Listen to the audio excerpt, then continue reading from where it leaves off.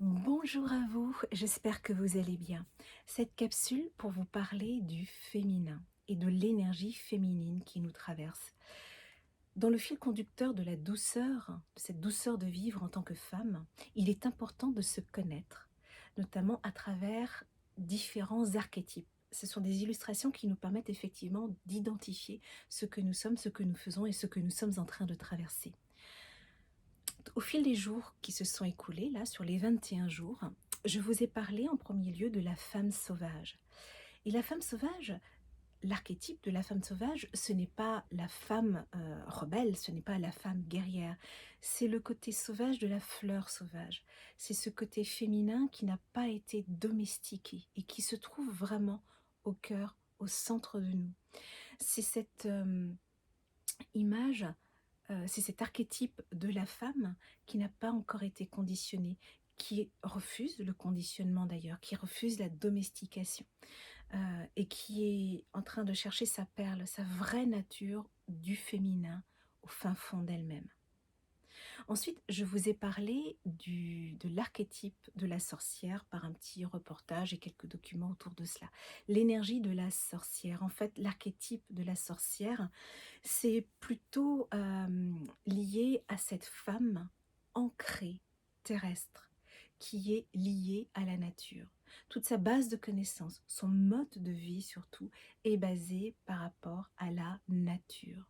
Vous trouverez dans cette communauté, en fait, cette catégorie de femmes, je n'aime pas catégoriser, mais voilà, dans cette identification ou autre, vous trouverez en tout cas chez les sorcières des femmes qui sont naturopathes, qui sont herboristes, qui sont sages-femmes, qui sont en lien avec le soin aussi par rapport à la nature, apporter le soin de la nature ici parmi nous, parmi la société, parmi ses contemporains. Donc vous allez trouver donc des soigneuses, des guérisseuses, des doulas, des sages-femmes, des herboristes, des naturopathes, des femmes qui ont vraiment choisi un mode de vie cohérent par rapport à la nature. Et il y a quelque chose de très important aussi, et nous sommes toutes touchées. Il s'agit des cycles de la femme lunaire, les cycles des lunes. Alors effectivement, ça peut être lié au cycle de la lune, l'astre, mais également lié à nos cycles menstruels. Nous avons une énergie cyclique. Les hommes fonctionnent sur une énergie un peu plus linéaire. C'est pourquoi nous avons tout le temps différentes facettes, différentes humeurs. Euh, et nous commençons, donc les cycles commencent d'abord par la pré-ovulation, qui est donc la phase de la jeune fille.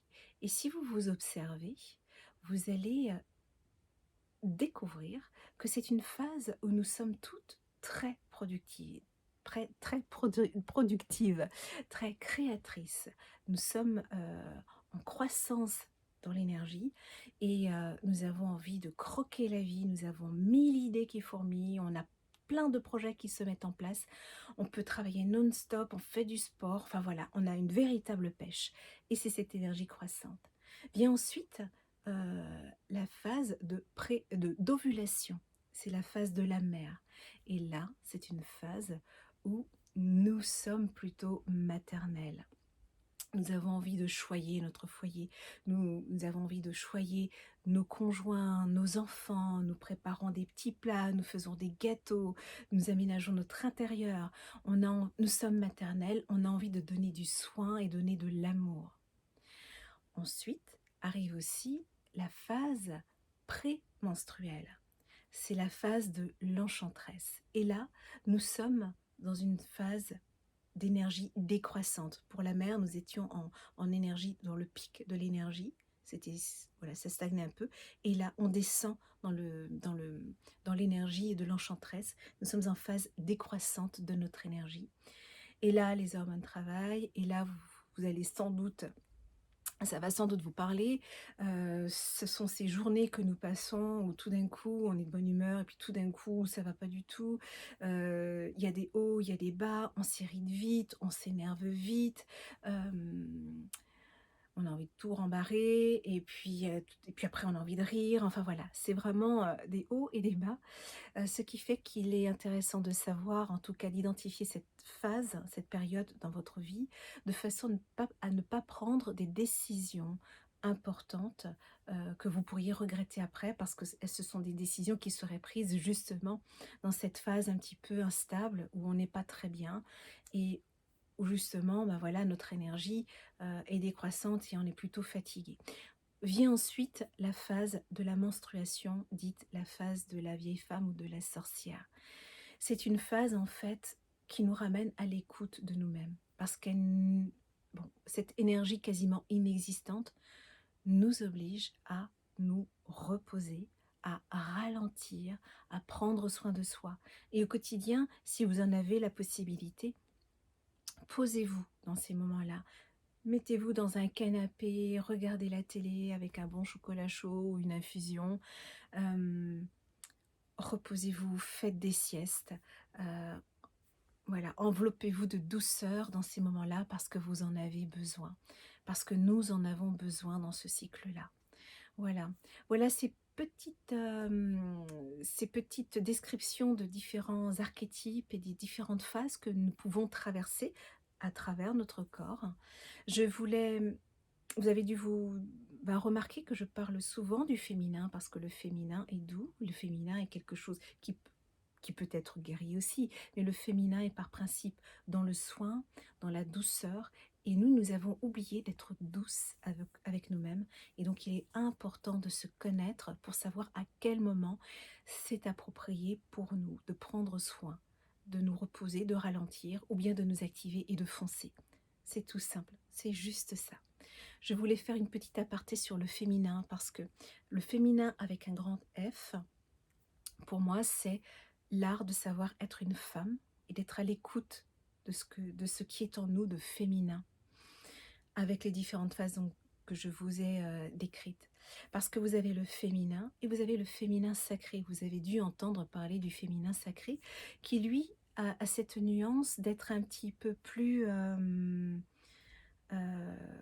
pas spirituel, mais plus, c'est-à-dire que les femmes du féminin sacré honorent une divinité, honorent la déesse qui est la terre-mère, qui est donc la déesse Gaïa. Donc par rapport à la perception qu'elles ont de la terre, de leur terre-mère, c'est vrai qu'il y a ce côté un petit peu divin, donc rituel, qui n'est pas forcément bon, voilà, lié à ce que moi je propose, mais c'est bon de savoir qu'effectivement des femmes se regroupent pour aller, prier dans les forêts, pour aller prier la lune, la terre et tous ces cycles, et tous ces ensembles-là.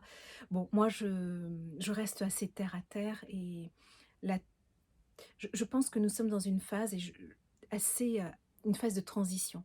Vous le savez, ou peut-être vous ne le savez pas, je vous le dis là maintenant, la Terre est en train de changer, c'est-à-dire que le champ magnétique de la Terre est en train de se modifier et les scientifiques sont en train d'assister à un changement de pôle de la Terre. C'est-à-dire que nous sommes actuellement, vous prenez une boussole, elle indique le pôle Nord, et bien cette boussole maintenant, progressivement, elle montrera une autre direction que le pôle Nord, elle indiquera le pôle Sud, parce qu'il y a cette inversion des champs magnétiques.